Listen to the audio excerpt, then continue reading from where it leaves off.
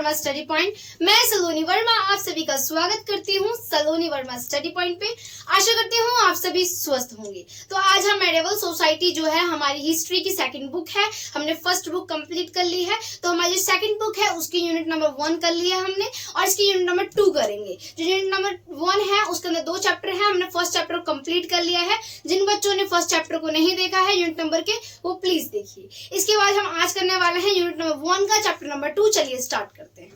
तो देखिए इसमें क्या है कि चैप्टर का हमारे चैप्टर है उसका नाम क्या है, सांस्कृतिक पैटर्न पद्मानुक्रम का क्रिस्टीकरण विकास और मध्यकालीन जीवन और विचार। ये है हमारे चैप्टर का नाम, क्या है, सांस्कृतिक पैटर्न पद्मानुक्रम का क्रिस्टलीकरण, यानी क्रिस्टलीकरण को विकास कहा जाता है, और मध्यकालीन जीवन और विचार, ये इसका हमारे जो चैप्टर है उसका नाम है। देखिए किन किन चीजों को समाप्त करने वाले हैं आज हम चैप्टर 2 को पूरा समाप्त कर देंगे, यानी हमारी फर्स्ट यूनिट पूरी की पूरी समाप्त हो जाएगी। तो हम जानेंगे परिचय यानी बेसिक इन्फॉर्मेशन को कि इस चैप्टर में हम पढ़ने क्या वाले हैं। अगर बेसिक इन्फॉर्मेशन की बात करते हैं तो इसमें हम जानेंगे यूरोप के बारे में कि यूरोप की स्थिति किस प्रकार की थी, उसमें धर्म का प्रचार किस प्रकार से हो रहा था, यूरोप में जो वस्तुकला है, बौद्धिक साहित्य गतिविधियां हैं वो किस प्रकार से थी, खेती में क्या किसी प्रकार का नवाचार आया था कि नहीं आया था, इन सब चीजों को हम जानने वाले हैं। तो देखिए बेसिक इन्फॉर्मेशन मैंने आपको बताई। सांस्कृतिक पैटर्न, हम सांस्कृतिक पैटर्न देखेंगे उनकी संस्कृति किस प्रकार की थी, संस्कृति में किस भाषा को ज्यादा महत्व दिया जाता था, ये जानेंगे हम। फिर साहित्यिक और बौद्धिक विकास देखेंगे कि साहित्यिक रूप से कितना समर्थन दिया गया था, कहाँ पे, यूरोप में, और बौद्धिक रूप से लोग कितने बुद्धिमान थे। इसके बाद हम जानेंगे कला और वास्तुकला को। हम देखेंगे कि यूरोप में कला और वास्तुकला की क्या उन्नति हो रही थी, क्या वो चरम उत्कर्ष पे था या नहीं था। इसके बाद हम जानेंगे तकनीकी नवाचार, क्या तकनीकी रूप से कोई नवाचार, कोई परिवर्तन आ रहे थे कि नहीं आ रहे थे कृषि में या पूरे समाज में, यूरोप में, उन सब चीजों को हम जानने वाले हैं। फिर हम जानेंगे मध्यकालीन यूरोप में धर्म। हम देखेंगे कि देखो आप सभी जानते हो कि सभी देशों में कोई ना कोई धर्म अवश्य होता है। ऐसे भारत में बहुत सारे धर्म होते हैं, इसी प्रकार से यूरोप में कोई धर्म होगा, ईसाई धर्म। तो इसके बारे में जानेंगे कि ईसाई धर्म किस प्रकार से फैल रहा था, इन सब चीजों को हम जानेंगे। फिर हम जानेंगे धर्म युद्ध। इसका मतलब हम जानेंगे कि धर्म युद्ध होता क्या है बेसिकली। अब अगर हम बात करते की आती है कि बेसिक इन्फॉर्मेशन की, तो देखिए अगर हम यूरोप के बारे में जानने की कोशिश करते हैं, मान लीजिए ये यूरोप है, ठीक है। अब मान लीजिए आप यूरोप के बारे में जानने की कोशिश कर रहे हो तो 600 से लेकर 1500 ईसा पूर्व तक की अवधि को यूरोपीय मध्यकाल के रूप में जाना जाता है। इसे क्या बोला जाता है, यूरोपीय मध्यकाल की संज्ञा दी जाती है। यूरोप में हमें देखने के लिए मिलता है कि ईसाई धर्म जो है बहुत तेजी से फैल रहा है, जिसकी हम कल्पना भी नहीं कर सकते हैं। ऐसे हर देश में कोई ना कोई धर्म बहुत ही चरमोत्कर्ष पर जाता है, बहुत ही तेजी से फैलता है, उसी प्रकार से ईसाई धर्म जो है यूरोप में फैल रहा था। अगर आपको बताया जाए 9वीं शताब्दी में रोमन साम्राज्य जो है उसमें ईसाई धर्म ने अपनी पकड़ को बहुत मजबूत कर लिया था। अब देखिए अगर मैं आपको बताऊं यूरोप को हम यूरोप कह रहे हैं, अगर दूसरे नाम से इंगित करना हो तो ईसाई जगत के नाम से इसे इंगित किया जाता है। अगर मैं यूरोप का नाम ना लूं, मैं बोलूं ईसाई जगत में किस प्रकार की गतिविधियां चल रही हैं, यानी कि मैं यूरोप के बारे में बोल रही हूँ, तो आप ये देखिए कि इतना ज्यादा मान लिया गया है, इतना ज्यादा अच्छा स्थान दिया गया है, यानी एक धर्म को, ईसाई धर्म को इतना महत्वपूर्ण माना गया है कि उससे पूरे के पूरे यूरोप को माना जा रहा है। अगर हम ईसाई जगत कह रहे हैं यानी हम पूरे यूरोप की बात कर रहे हैं। तो देखिए इतना ज्यादा उसे आगे बढ़ाया गया था। अगर मैं आपको सांस्कृतिक पैटर्न की बात बताऊं तो सांस्कृतिक पैटर्न में आपको देखने के लिए मिलेगा कि यूरोप में कहीं ना कहीं चीजों का विकास हो रहा था। यूरोप में अगर उत्तर मध्यकालीन युग की बात की जाए तो उसमें बौद्धिक रूप से, सांस्कृतिक रूप से, साहित्यिक रूप से कला वास्तुकला को बहुत ही ज्यादा चरम उत्कर्ष पे थी, बहुत ही उन्नति हो रही थी, बहुत ही तेजी से विकास हो रहा था, इसकी हम कल्पना नहीं कर सकते यूरोप में। तो आप देखोगे कि यूरोप में कहीं ना कहीं आप परिवर्तन देख रहे हो, चेंजेस देख रहे हो कि धर्मों में परिवर्तन हो रहा है, कला साहित्य को समर्थन दिया जा रहा है। अगर मैं आपको बताऊं कि यूरोप में जो पादरी होते हैं, है ना, जो पादरी होते हैं उन्होंने क्या किया, पादरियों ने जो ग्रीक भाषा है और लैटिन भाषा है उसे लोकप्रिय बना दिया। यानी पूरे देश में सबसे ज्यादा लोकप्रिय भाषा कौन सी होगी? ग्रीक और लैटिन भाषा जो है बहुत ही लोकप्रिय हो गई, यानी उसका फ्रेज हो गया। आप मान लो ऐसे इस टाइम इंडिया में इंग्लिश का फ्रेज है, उसी टाइप से आप मान सकते हो कि ग्रीक और लैटिन भाषा का फ्रेज कहीं ना कहीं यूरोप में देखने के लिए मिलता है। अब मुझे बताइए, स्थानीय स्तर पर जो लोग रहते हैं वो अपनी भाषा बोलते हैं कि नहीं बोलते हैं ना। चाहे कोई सी भी भाषा हो, मगर अपनी भाषा को सर्वप्रथम मानते हैं। तो उसी प्रकार से ईसाई जगत में भी यानी यूरोप में भी आपको देखने के लिए मिलता है कि लोग स्थानीय स्तर पर अपनी भाषाओं को बोला करते थे। जो भी उनकी भाषा है उसे स्थानीय स्तर पर बोलते थे, यानी वो भी प्रचलन में थी, चल रही थी वो भाषाएं। अब देखिए, अगर बात की जाए यहाँ पे 13वीं शताब्दी के दौरान, अब देखिए अगर मैं आपको एक चीज बताऊं 12वीं शताब्दी की बात, देखिए कुछ शास्त्री होते हैं, है ना, वैसे ही अरस्तु और अन्य शास्त्रियों के आवागमन के कारण 12वीं शताब्दी को पुनर्जागरण का काल माना जाता है। पुनर्जागरण का काल यानी परिवर्तन का काल, चेंजेस का काल माना जाता है। अब देखिए 13वीं शताब्दी के बारे में जानेंगे, 12वीं जान ली है हमने। अब देखिए 13वीं शताब्दी के दौरान ऑक्सफोर्ड, कैम्ब्रिज और माउंट्सक्लेयर, ये जो है ऑक्सफोर्ड, कैम्ब्रिज, माउंट्सक्लेयर जैसी प्रमुख जो है शैक्षिक केंद्र हैं, यानी शिक्षा के केंद्र विकसित हो रहे थे। कहाँ पे? यूरोप में शिक्षा के केंद्र कहीं ना कहीं विकसित होते हुए दिखते हैं। 13वीं शताब्दी में परिवर्तन हो रहा है, चेंजेस हो रहे हैं, अच्छे कदम उठाए जा रहे हैं, आप ये देख रहे हो। इसके बाद अगर बात की जाए हिडलबर्ग, तो इसमें क्या है, 385 ईस्वी में जर्मनी में स्थापित पहला विश्वविद्यालय था। क्या 385 ईस्वी में जर्मनी में स्थापित पहला विश्वविद्यालय कौन सा था? हिडलबर्ग था। तो आप ये समझ रहे हो। अब देखिए अगर सांस्कृतिक विकास की बात की जाए तो आपने ये देखा कि पादरी जो हैं वो कहीं ना कहीं ग्रीक भाषा को और लैटिन भाषा को बढ़ावा दे रहे हैं, परंतु सैनिक होते हैं। किसी भी देश की सीमा की रक्षा करने के लिए आंतरिक तथा बाहरी रूप से सैनिक अत्यंत आवश्यक होते हैं। तो सैनिकों को मोटिवेट करने के लिए, उन्हें कहीं ना कहीं एक्सप्रेट करने के लिए, उन्हें बहुत ज्यादा आगे बढ़ाने के लिए, एडमायर करने के लिए, प्रशंसा करने के लिए भक्ति गीत बहुत आवश्यक होते हैं। तो लैटिन भाषा में भक्ति गीत की रचना तो की गई, परंतु देसी भाषा, क्या देसी भाषा में भी भक्ति गीतों की रचना की गई। इसमें क्या है, धर्म युद्ध वाले गीत, भक्ति गीतों की ऐसी रचना की गई जिससे कि वो मोटिवेट हो जाए, साहस की भावना से प्रेरित हो जाए। मैंने परिचय को जान लिया, बेसिक इंट्रोडक्शन को जान लिया, इसके बारे में रोमन साम्राज्य के सांस्कृतिक पैटर्न को मैंने आपको बता दिया, साहित्यिक और बौद्धिक विकास के बारे में बता दिया है कि रोमन साम्राज्य में साहित्यिक और बौद्धिक विकास को कितना ज्यादा महत्व दिया जाता था। तो ये देख लिया हमने। अब हम जानेंगे कला और वास्तुकला के बारे में। चलिए शुरू करते हैं जानना।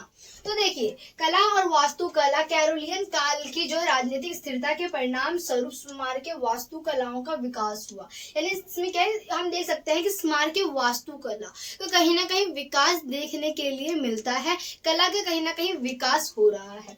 तो इसे क्या बोलते हैं, कैरोलियन काल की बात की गई है। कैरोलियन काल की राजनीतिक स्थिरता के परिणाम स्वरूप स्मारकीय वास्तुकलाओं का विकास होना, जो स्थानीय स्तर पे जो है वास्तुकलाएं बनाई जाती हैं, उनका विकास देखने के लिए मिलता है।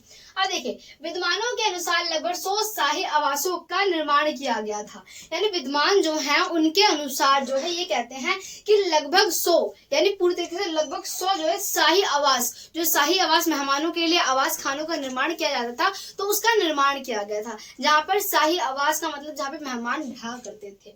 तो देखिए इसमें क्या है, परिणाम स्वरूप इसमें क्या है था, परिवर्तन किया गया कि 27 जो है कैथेड्रल बनाए गए थे। इसमें क्या है, कैथेड्रल बनाए गए थे, जो है 27 बनाए गए थे। कई मठों का विस्तार किया गया। जो मठ होते हैं, मठ मैंने आपको पहले ही बताया था, वहाँ भिक्षु भिक्षुणियां रहती हैं, है ना कहीं ईश्वर की आराधना करने के लिए लीन होती हैं और अपने पूरे संसार को त्यागने का प्रयास करती हैं। घोर तपस्या का जो मार्ग होता है वो अपनाती हैं कहीं ना कहीं, और जो अपना पुरानी पहचान होती है उसे भूल जाती हैं, और कहीं ना कहीं अपने जो बंधन होते हैं, पुरानी पहचान होती है, अपने कर्तव्य होते हैं, उन्हें छोड़कर ईश्वर की वंदना में, ईश्वर की आराधना में मठों में आके आवास करने लग जाते हैं। तो ये हमने समझा मठों के बारे में। तो इसमें क्या है, कैरोलियन जो वास्तुकलाओं में रोमन वैलसिलिका विजय, मेहराब और जो है पेंट लाइन, चैम्बलों का प्रभाव देखा जा सकता है। यानी ये चैम्बल थे, चैम्बलों का प्रभाव देखने के लिए मिलता है। तो ये बताया गया है। पूर्वी यूरोप की बात की जाए तो बड़ी संख्या में छोटे आकार के चर्चों का निर्माण किया गया था। जैसे हमारे हिंदू धर्म में, मुसलमान धर्म में, कोई भी ईसाई धर्म, हर जगह पर आप देखोगे ऐसे हिंदू धर्म में मंदिर होता है, वैसे ईसाई धर्म में क्या होता है, चर्च होता है। चर्च जो है वो पवित्र केंद्र माना जाता है, पूजा आराधना का केंद्र माना जाता है, ईश्वर का केंद्र माना जाता है।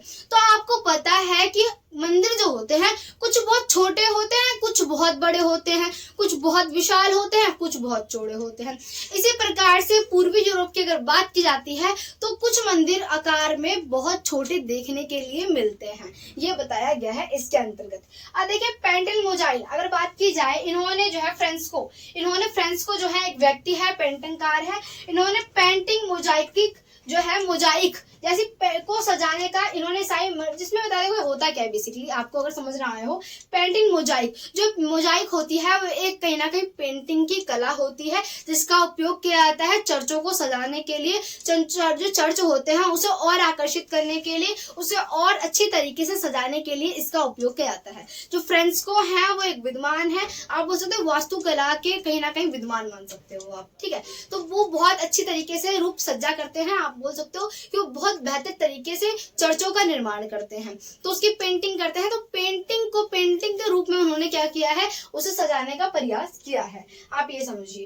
तो इसमें बताया गया है कि उस टाइम कौन कौन से भगवान थे उनका नाम लिया जा रहा है। देखिए ईसा मसीह की बात की गई है। इसके बाद ब्रिजल मैरी थी, ठीक है। ईसा मसीह हो गए, ब्रिजल मैरी हो गए और संतों। और इसमें क्या है कि धार्मिक विश्व का प्रतिनिधित्व कम से कम 8वीं शताब्दी की शुरुआत तक देखने के लिए मिलता है। अगर 8वीं शताब्दी की शुरुआत तक हमें धार्मिक, आप बोल सकते हो कि महत्व देखने के लिए मिलते हैं कि धर्म को लोग कहीं ना कहीं महत्व देना आरंभ कर देते हैं।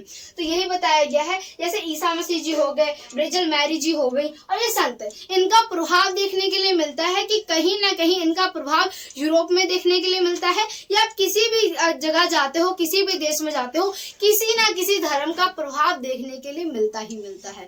तो उसी प्रकार से बताया गया कि 8वीं शताब्दी की शुरुआत तक हमें धर्मों का प्रभाव देखने के लिए मिलता है कि लोगों के अंदर कहीं ना कहीं ईश्वर की आराधना करने का जुनून जग रहा था कि हाँ अब हमें ईश्वर की आराधना करना आरंभ कर देना चाहिए। तो ये देखने के लिए हमें मिलता है 8वीं शताब्दी के अंतर्गत। अगर वास्तु पैटर्न को दो अलग अलग शैलियों में विभाजित किया गया था। जो वास्तुशिल्प पैटर्न होता है, यानी वास्तुशिल्प पैटर्न होता है, एक पैटर्न होता है ना, किसी भी अगर ड्रेस होती है उस पर कहीं ना कोई पैटर्न होता है ना, तो उसी टाइम से बताया गया वास्तुशिल्प पैटर्न जो है उसे अलग अलग शैलियों में विभाजित किया गया था, यानी उसे अलग अलग रूपों में विभाजित किया गया था, अलग अलग तरीके से पेंटिंग की जाती थी, आप ये बोल सकते हैं इसके अंतर्गत। जो रोमानेस्क्यू है शैली में, जो रोमानेस्क्यू शैली है वो गॉथिक शैली, दोनों ही शैलियों में जो ईसाई धर्म के उपदेशों की पूर्ति होती है, ये दोनों ही शैली है, इनमें ईसाई धर्म की कहीं ना कहीं पूर्ति देखने के लिए मिलती है। अगर अब हम बात करते हैं तकनीकी नवाचार, तो देखिए आपको देखने के लिए मिलेगा कि ईसाई धर्म में, अगर ईसाई धर्म को छोड़कर यूरोप की बात की जाती है, अब उन्होंने धर्म बहुत समझ लिया, अब हम जानेंगे तकनीकी नवाचार किस प्रकार से परिवर्तन हो रहे थे, तकनीक कितनी ज्यादा बढ़ रही थी यूरोप में। तो देखिए यूरोप में अगर कृषि की बात की जाती है तो कृषि में कहीं ना कहीं सुधार देखने के लिए मिलता है कि अब क्या हो रहा है, फाल के हलों का उपयोग होने लग गया है, कुदालों के, लोहे के कुदालों का उपयोग होना आरंभ हो गया है, जिससे कि जो गीली मिट्टी थी वो कहीं ना कहीं भुरभुरी हो रही है, उपजाऊ हो रही है, उसकी उपजाऊ क्षमता वापस आ रही है, जिससे कृषि अच्छी हो रही है। अब देखिए इसमें क्या है, पहले लकड़ी के फाल के हलों का उपयोग किया जाता था, तो लकड़ी के फाल के हलों से सही तरीके से आप बोल सकते हैं खेतों की जुताई नहीं होती थी। अब खेतों की जुताई नहीं होगी तो उपज अच्छी नहीं होगी, उपज अच्छी नहीं होगी तो आर्थिक स्थिति अच्छी नहीं होगी। तो अब क्या हो रहा है, आर्थिक स्थिति को ठीक करने के लिए, बेहतर करने के लिए, परिवर्तन करने के लिए, चेंजेस करने के लिए क्या किया गया है कि अब जो है लोहे के फाल के हलों का उपयोग करना, कुदालों का, लोहे के कुदाल जो है उनका उपयोग करना, लोहे के फाल का उपयोग करना, नुकीले लोहे के फालों का उपयोग करना आरंभ कर दिया गया। कांटे वाले जो होते हैं लोहे के फाल, उनका उपयोग किया जा रहा है, जो कि मिट्टी के बहुत ही डीप तक जाते हैं, नीचे तक जाते हैं, भुरभुरी मिट्टी को बहुत उपजाऊ कर देते हैं। तो ये आपको समझ आया। अब देखिए इसमें क्या है, परिवर्तन इतने ही नहीं हुए हैं, अब परिवर्तन थोड़े और हुए हैं। अब देखिए, आपको पता होगा कि बैलों के द्वारा जुताई की जाती थी, घोड़ों के द्वारा भी की जाती। घोड़े के खुर होते हैं, पैर होते हैं, वो कहीं ना कहीं घिस जाते हैं, तो उनकी रक्षा करने के लिए 900 ईसा पूर्व के आसपास जो है हमें नाल देखने के लिए मिलती है। लोहे की नाल का उपयोग किया जाता है ताकि घोड़ों की खुरों की रक्षा की जाए, ताकि उनके पैरों की रक्षा की जाए और कहीं ना कहीं उन्हें भी आराम मिले, है ना, इससे उन्हें चोट ना लगे, उनका भी संरक्षण किया जा रहा है। तो आप ये देख रहे हो कि कहीं ना कहीं परिवर्तन बहुत ज्यादा हो रहे हैं। कृषि को बढ़ावा दिया जा रहा है, कृषि को, वास्तुकला को, बौद्धिक गतिविधियों को और कहीं ना कहीं धर्म को। तो आप देख रहे हो यूरोप में किस प्रकार से चेंजेस हो रहे हैं। चलिए उत्तर मध्यकालीन युग के बारे में जानेंगे। यूरोप में धर्म किस प्रकार से था ये जानने वाले हैं हम। तो देखिए, ईसाई धर्म जो है वो 11 से 15 ईस्वी की शताब्दी तक यूरोप में ईसाई धर्म का विस्तार हुआ। यानी 11वीं शताब्दी से लेकर 15वीं शताब्दी तक हम देखते हैं कि ईसाई धर्म का यूरोप में कहीं ना कहीं आप बोल सकते हो प्रभाव देखने के लिए मिलता है। वैसे प्रभाव हमें 9वीं शताब्दी में ही देखने के लिए मिल जाता है, परंतु अगर ज्यादा प्रभाव अपनी जड़ एकदम मजबूत कर ली थी ईसाई धर्म में अगर बोला जाए तो 11वीं और 15वीं शताब्दी में यूरोप में पूरी की पूरी आप बोल सकते हो ईसाई धर्म का विस्तार हो गया था। इस यूरोप में ईसाई धर्म का विस्तार 11वीं से 15वीं शताब्दी में देखने के लिए मिलता है। अब इसमें चर्च और मठ होते हैं। देखो, चर्च और मठों ने ईसाई धर्म के उपदेशों, शिक्षाओं, सिद्धांतों को जनता तक पहुंचाया। अब देखिए, चर्च हम जानते हैं चर्च यानी मंदिर के समान है, यानी वो पवित्र स्थान है, पवित्र स्थल है। तो चर्च हो गए और जो मठ हो गए, मठ को भी पवित्र स्थान माना जाता है। तो देखिए, चर्च और मठ ईसाई धर्म के जो उपदेश होते हैं, जो उनकी शिक्षाएं होती हैं, जो उनके सिद्धांत होते हैं, इनके द्वारा ही आम जनता तक फैलाए जा रहे थे। और इसका परिणाम क्या हुआ, जो लोग ईसाई नहीं थे उन्होंने भी ईसाई धर्म को अपना लिया। क्या वो इतना ज्यादा प्रभावित हो गए ईसाई धर्म से कि उन्हें ऐसा लगा कि अगर हम ईसाई धर्म को अपनाते हैं तो कहीं ना कहीं हमारे जो कर्म है उनमें सुधार आएगा और उससे हम ईश्वर की आराधना कर पाएंगे। तो इसीलिए लोगों ने ईसाई धर्म को अपनाना आरंभ कर दिया। ये मानिए, इसके अंतर्गत ईसाई धर्म एक राजनीतिक सिद्धांत बन गया। अब क्या है, एक राजनीतिक सिद्धांत बन गया है। कहीं ना ईसाई धर्म में अब राजनीति आ रही है। ईसाई धर्म से निकल यानी धर्म तक तो कोई भी धर्म सीमित रहता है, अच्छा लगता है और बेहतर रहता है, परंतु जब धर्म एक राजनीति का रूप ले लेता है तो कहीं ना कहीं क्रूरतियां देखने के लिए मिलती हैं। लोग धर्मों के द्वारा राजनीति करना आरंभ कर देते हैं। तो कुछ इसी प्रकार से ईसाई धर्म यानी यूरोप में ईसाई धर्म का भी कुछ ऐसा ही हुआ।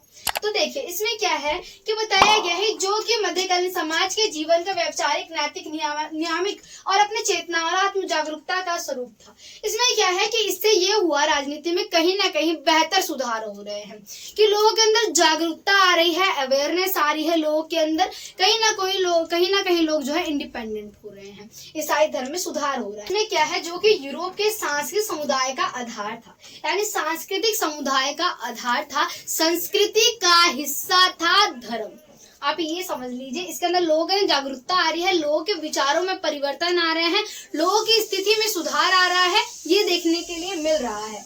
इसमें क्या है, चर्च ने जो है धार्मिक आधार पर, जो चर्चों ने धार्मिक आधार पर जनसंख्या के सही वर्गों को एकजुट करने के लिए विश्वासों को एक रहस्यमयी एकता बनाने का दावा किया। इसमें क्या है कि लोगों को एकजुट करने के लिए, लोगों का समर्थन प्राप्त करने के लिए क्या किया गया है कि धार्मिक आधार को अपनाया गया है, यानी धर्म के द्वारा लोगों को एकजुट करने का प्रयास किया गया है। क्योंकि आप देखते हो कई बार क्या होता है, लोग पड़ोस में भी रह के एकता नहीं दिखा पाते हैं। तो पूरे यूरोप की बात की जाए, उसी प्रकार से यूरोप की समस्या है। यूरोप में कहीं ना कहीं एकता की कमी थी। एकता को बनाने के लिए क्या प्रयास किया गया, क्यों ना इसे धार्मिक रूप से एकता का रूप दिया जाए, क्योंकि कुछ ऐसी असभ्य जातियां थी जिन्होंने यूरोप पर कब्जा कर लिया था। परंतु इन्होंने क्या किया, जब आप बोल सकते हो फ्रेंस्को थी, लैबॉर्ड थी, गौथक थी, ये असभ्य जातियां थी, इन्होंने कब्जा कर लिया था। परंतु जब ईसाई धर्म का प्रचार होने लग गया, प्रसार होने लग गया, ईसाई ईसाई धर्म फैलने लग गया यूरोप में, तो वो भी इससे प्रभावित हो गई और उन्होंने कहीं ना कहीं एकता का रूप अपना लिया। वो एक हो गई, एकजुट हो गई, इसमें आप समझ सकते हैं। तो जब आप मान लीजिए, जब आज सभ्य जातियां जो इसके विरुद्ध में थी वो एकजुट हो जा रही है, जब दुश्मन दोस्त बनने का प्रयास कर रहा है, तो क्यों ना पूरे यूरोप को भी एकता के सूत्र में धर्म के द्वारा ही बांध दिया जाए, ये चेष्टा की गई है। अब देखिए इसमें ये किया गया, इसके अंतर्गत अब देखिए चर्च मुख्य रूप से एक आध्यात्मिक समुदाय बन गए थे, यानी आध्यात्मिक समुदाय बन गए हैं और सब पद्मानुक्रम सामाजिक राजनीतिक इसमें संगठन में बदलाव आने लगे। यानी पद्मानुक्रम क्रम के अनुसार बताया गया है कि सामाजिक रूप से स्थिति में, राजनीतिक रूप से स्थिति में आप संगठन में बदलाव आ रहे हैं। क्या संगठन में बदलाव आते हुए दिख रहे हैं, तो ये बताया गया था इसके अंतर्गत। अब हम मध्य युग में पॉप की बात करें। आपके मन में आ रहा होगा मैम ये पॉप क्या होता है, एकदम नहीं समझ आया, तो चलिए मैं आपको समझाती हूँ पॉप के बारे में। देखिए आपको पता होगा इसे धर्म होता है, धर्म में पंडित जी होते हैं, उन्हें हम सर्वोत्तम मानते हैं कहीं ना कहीं कि हाँ वो ईश्वर की आराधना करते हैं, तो उन्हें कहीं ना कहीं हम सम्मान की नजरों से देखते हैं।